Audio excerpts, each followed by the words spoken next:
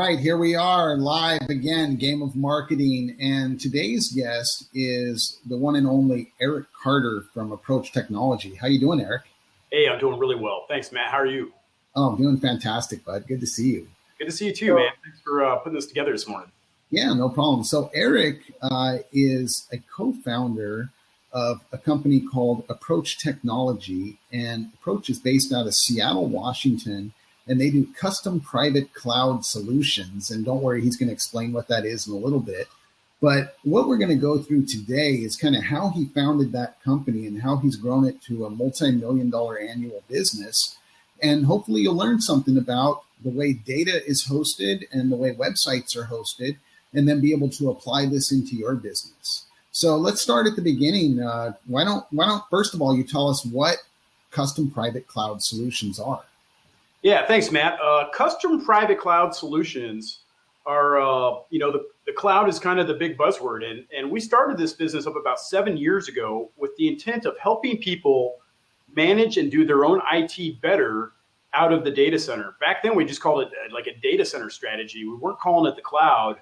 But nowadays, everybody calls it cloud computing. And so what we've done, our focus has really been on the architecture, engineering, and construction verticals. And we help them move to a cloud-based model of IT operations that gets them out of owning their own hardware, managing their own software, drowning in help desk issues. And the idea is that by working with a partner like Approach Technology, we can present them with a holistic strategy that tackles their applications, their data, their backups, their desktops, disaster recovery, all of it in a cloud model that allows them to scale up, scale down seamlessly, and delivers them into an OpEx model instead of a CapEx model. So, whoa. Okay, so let's slow down just a little bit. Okay, so what you're saying, and I know a little bit about your business, so I'm just going to interject a little. Please. So let's say that I'm a construction company and I'm putting up a building in downtown Austin here or in downtown Seattle, right? And so you would essentially contact these companies, or from what I'm understanding, a lot of these companies just contact you directly. That's right. And what kind of solution will you provide for them? Like, where does that affect them in their day-to-day? Yeah. So, when you look at traditional IT in the past, these sort of construction companies all tried to operate out of their corporate office for the most part. I see. And so they were building data centers in their basement. One example is a company I worked for had a data center in their basement, and it had double sump pumps because every time it rained here in Seattle, which is, as everybody knows pretty commonly, they'd have to fire up the sump pump to keep their own data center from flooding, right? Wow. And then, they had other challenges, right? Like there's a lot of construction going on, so occasionally the corporate office would lose power, right? Or it would lose internet feed. And when this happens at a construction company, most construction companies have about 80% of their people in the field. And so if they're subscribers to that main corporate headquarters for their email, for their files, and things like that, any sort of outage like that really affects the entire operations. When you look at construction, the amount of cost for every day of overrun on a construction site is enormous. And it far, far exceeds the cost of doing IT well. And so that's kind of been our approach. We've tried to change the paradigm in construction, get people out of trying to manage their own IT and build their own data centers, and instead subscribe to a cloud-based model where they can lean on myself, lean on my team, and we can provide them those desktops, those applications, that data, job site turn-up services, and things like that, and really complement the construction industry in that respect. So essentially let them operate out of their local area, right? Ideally, we want to move everything to a data center so that we can deliver it via 10 gig internet access. And not only do we move all of their IT services, so their email server, their file server, we move all of that to the data center, but we also move the individual user desktops up to the data center. And when we do that, the end user device, whether it's a Mac, whether it's a PC, whether it's an iPad, it becomes simply a dumb terminal, a thin terminal, to be able to access that data, that desktop up in the cloud. And so they can jump in, access their desktop up in the cloud, and because it lives in the same data center with all of their other IT applications, the data can be transferred very quickly. And all I'm doing on the end user device is updating the pixels on the screen. So if you work with very large data sets, instead of trying to pull that data out of the data center every time you need something, instead the data never leaves the data center, and I'm just updating the pixels on your end user device. So As long as you have internet access, you have quick access to all your data, all your applications on any device. Gotcha. So this seems like pretty advanced stuff. How did you get involved in this? Let's go back a little bit here. Like, you went to school for computer science, or I believe you went to school for something else. Yeah, I think I did enroll in college with a computer science degree, but I quickly discovered that it wasn't real inspiring to me to be learning program languages that were all out of date and 10 years dead. And right, like COBOL. Yeah, right. And then I also looked around my class and looked at the study groups, and there were just no girls in any of the classes. And so there were a lot of incentives, I would say, to reconsider a future in computer science degree. Instead, I turned to history and political science. And so I got a BA in both history and political science. And I feel like it really has well served me for the technology business, strangely enough. A lot of what we do is just trying to communicate well to our clients. And sure. And whether that's written in an email form or whether that's communicated verbally in a face-to-face conversation, I think you cannot underestimate the importance of communication skills in business today. Being able to write well, being able to write grammatically correctly, and present yourself well and communicate well, oftentimes is more important or as important is dialing in the right technical solution. You can dial in the right technical solution, but if you don't communicate it well and you can't bridge that communication gap with your client or your end user or whoever you're supporting, then you're going to continue to have like confrontation and head-to-head conflict. And so I feel really well served to have studied history and political science. It's not going out of date, right? That's one thing you can say about history versus maybe a computer science management degree or something like that. So that's kind of where I started once I got out of college. Also in school, you played water polo, correct? I did. College was a lot of fun. And I was fortunate to, with a history and political science degree, I had some free time, and I was able to devote it to socializing and also, pursuing my love, which was water polo. So in college, I showed up at WSU in 1992, and the water polo team was defunct. But we rebuilt it. We got it going again. I started off my first semester. I had a $50 budget from the club sports department there, and so I had to pay for lifeguards, but they only gave me a $50 budget. And it was kind of fun. That's like one water polo. Yeah, it was like one practice, right? So initially we had to charge people dues. We had to do all the kind of the fundraising events and things like that. Okay. But I got pretty smart about the process. Like there was called a Club Sports Federation Council, and that council decided how much money to allot to each one of the clubs. And so first thing I did is I got myself elected to that council. And then I worked to get one of my teammates also elected to the council. Well, then they made a rule that you could only have two people from a team or one person from a team on the council at a time.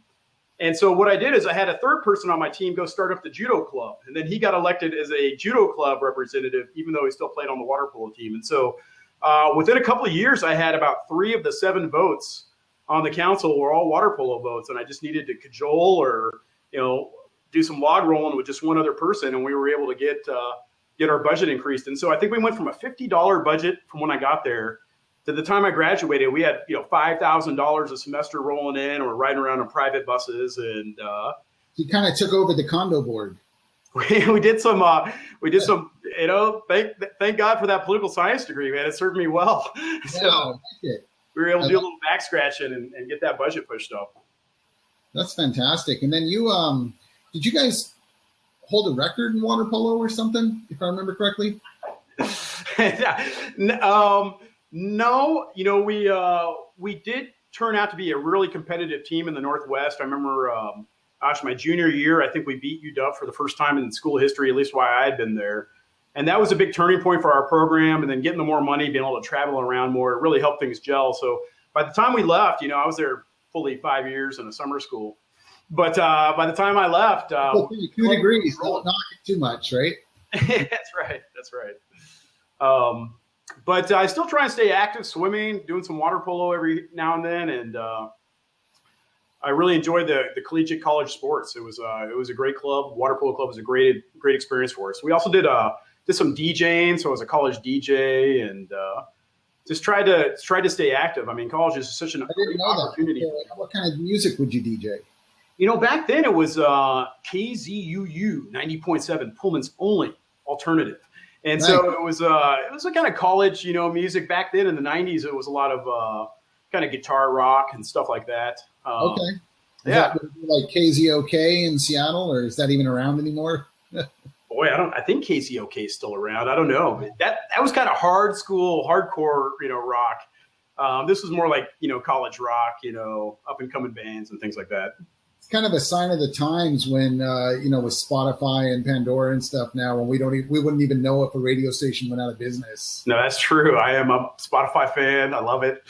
Can't do without it. They give my $10 a month regularly. No questions asked. So let's talk about approach a little bit. So you kind of, it's from what I know about you, you kind of have applied some of those same tactics like you did on water polo to building approach. You've been able to really leverage yourself well into a company. Why don't you talk a little bit about how you built that company that you now are you a co-founder or founder?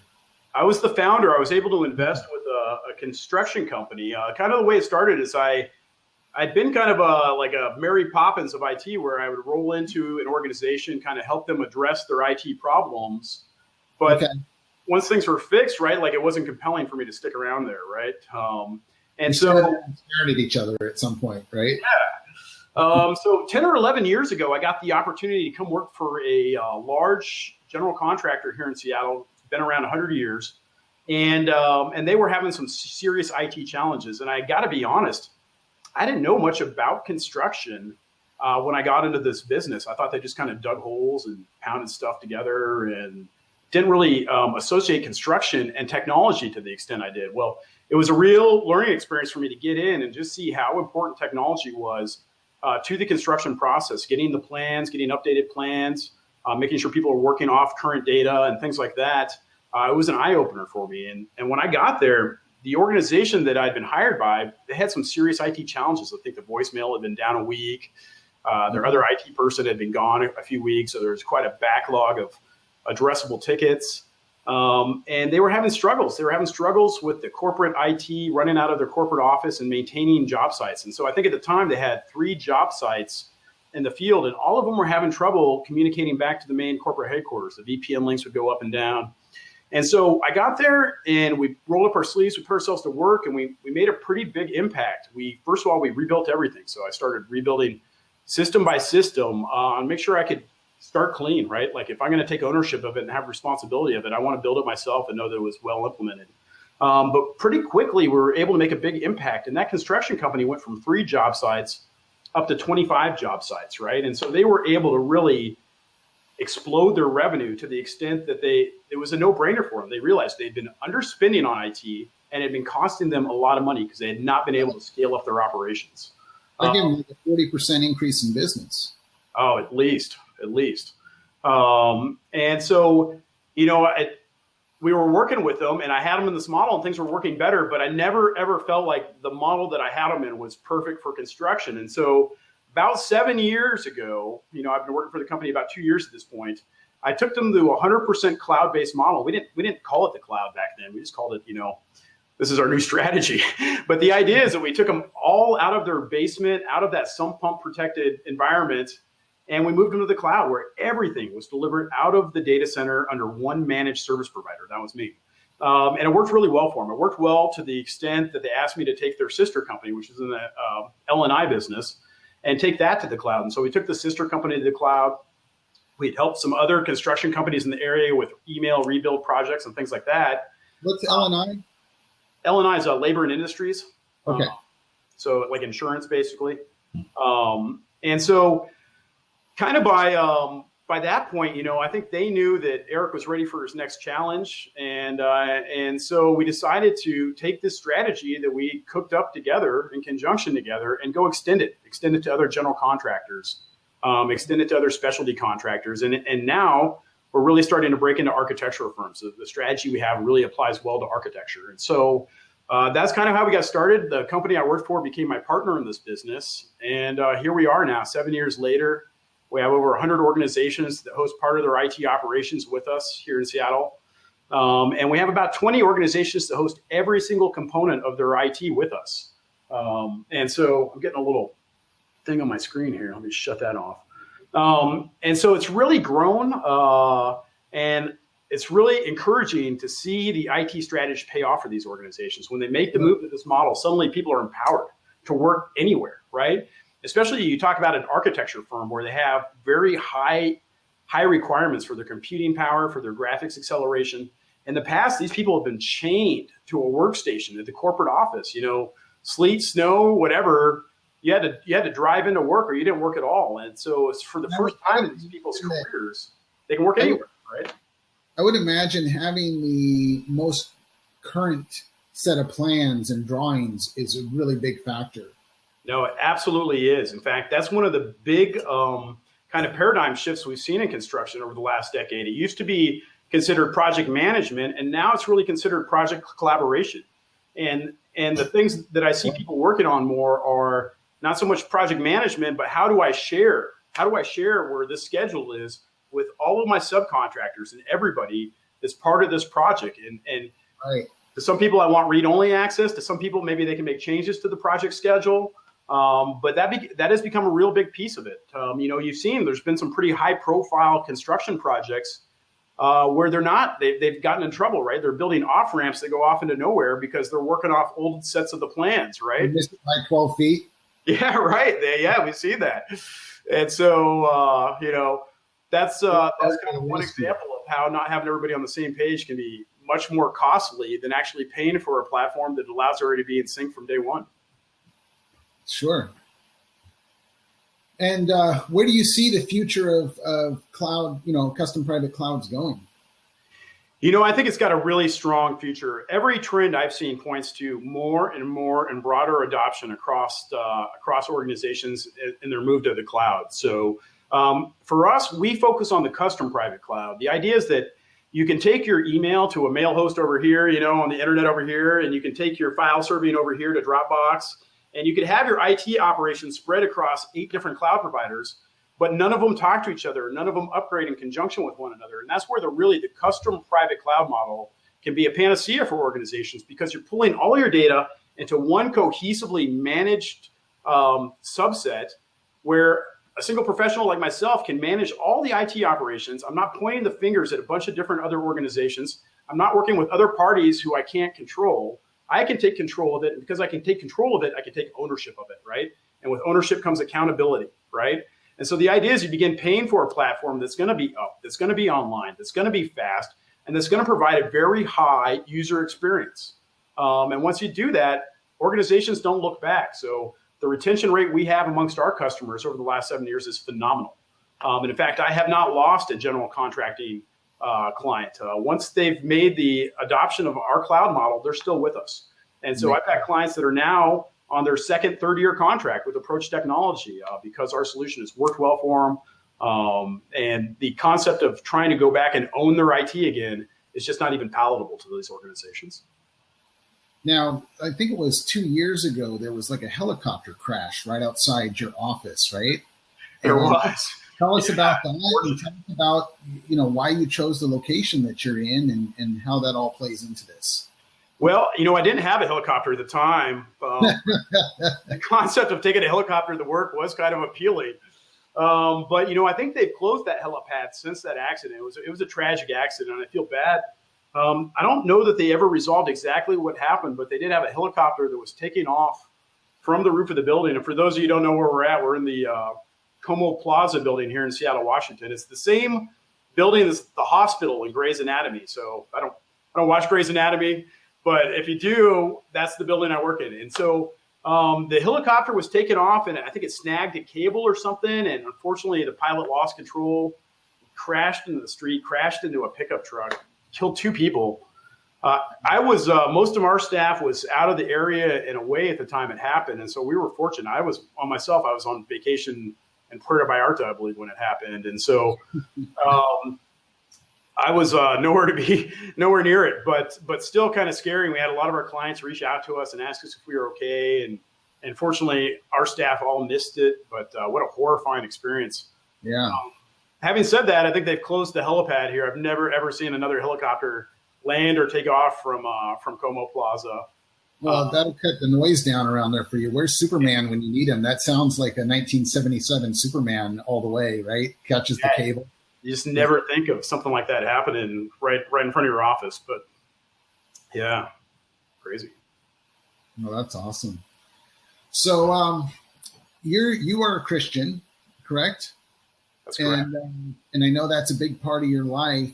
How do you see that fitting into, your life in Seattle there? You live in probably one of the cities with the lowest church attendance rate. And, I'm a Christian as well. And I used to live in Seattle and, just talk on that a little bit, if you would.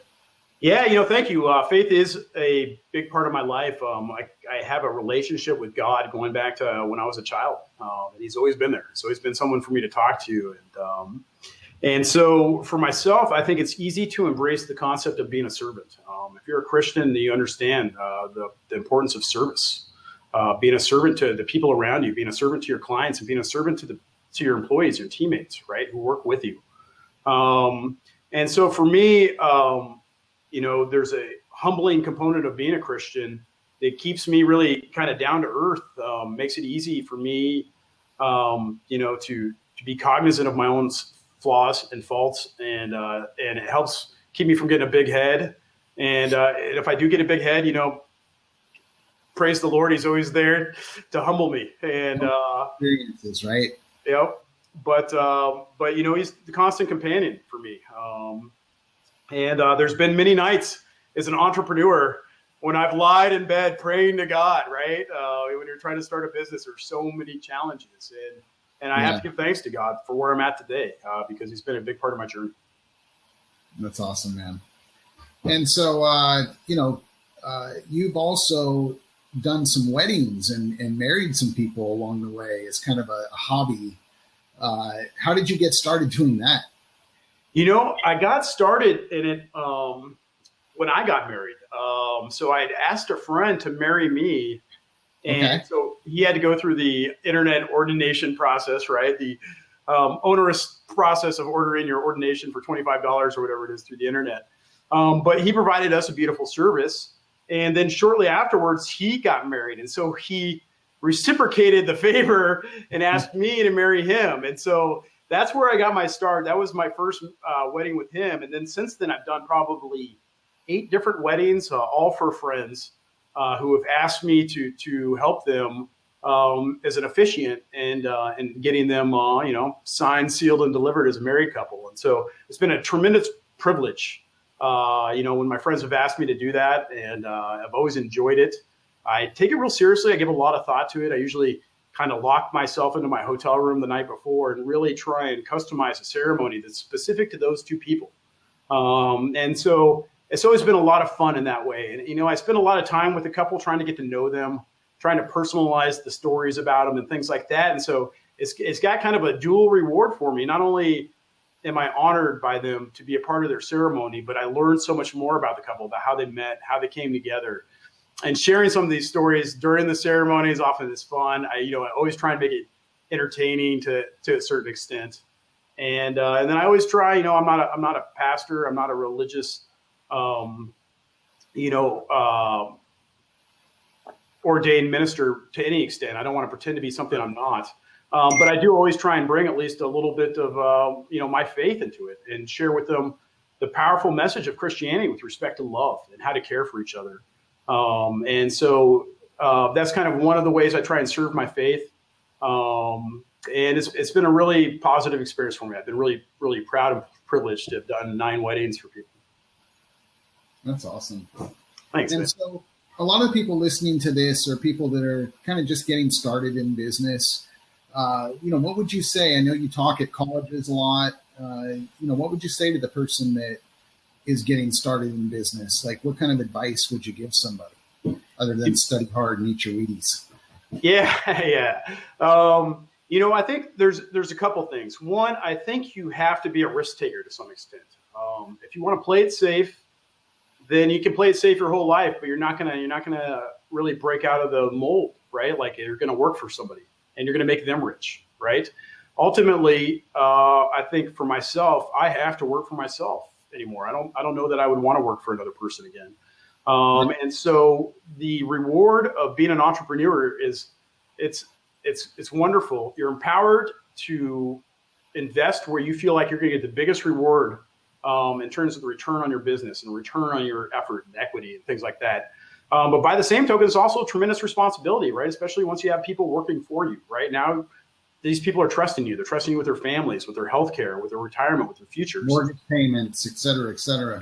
Exactly. And so you got to be cognizant when you hire somebody, right? Like you understand this person is trusting you. And so the other thing I would say is personal relationships. You can't do it alone, right?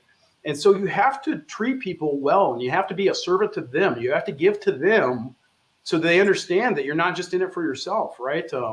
When I think about success at Approach Technology, if Eric Carter rides off rich into the sunset, that's not a success story. It's if everybody in the organization feels like that it's been a culmination of their effort and they all walk away feeling rewarded. And then, and only then, would I consider Approach Technology a success.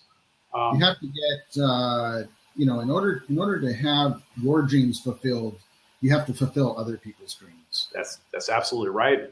It's absolutely right. So your dream needs to encompass that of your employees and shareholders. Have big dreams. That's right. Because, you never know what you can accomplish. Sometimes you set goals and you'll blow through them. You're like, wow, I never, ever thought I could be in there, done that.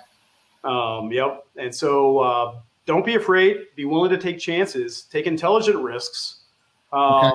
But, all of life is the measurement of risk, right? Not the elimination of risk. You cannot eliminate risk. And so use risk to your advantage and invest in it intelligently. Take your chance and make the most of it. Fast hosting versus slow hosting? That's right. Only fast hosting here. So we'll leave slow hosting to the public cloud, right? Awesome, man. Well, anything last you want to say before we sign off? No, thanks, Matt, for having me. It's always great to catch up with you. I love what you're doing at Niche Builder and enjoy all the advice you've been able to give to me in terms of business and personal coaching and being a mentor. And I've learned a lot about marketing from you. And so thanks for circling up with me today. For others who out there are interested in Approach Technology, please feel free to find our website, www.approachtechnology.com. I've made marketing videos there. You can kind of see my approach to marketing. It's personal, it's video, and it's worked out really well for us. If you look at the SEO results and things like that, we're right up there. So that's all I have to say. I want to thank everybody who was able to take a moment and enjoy this interview.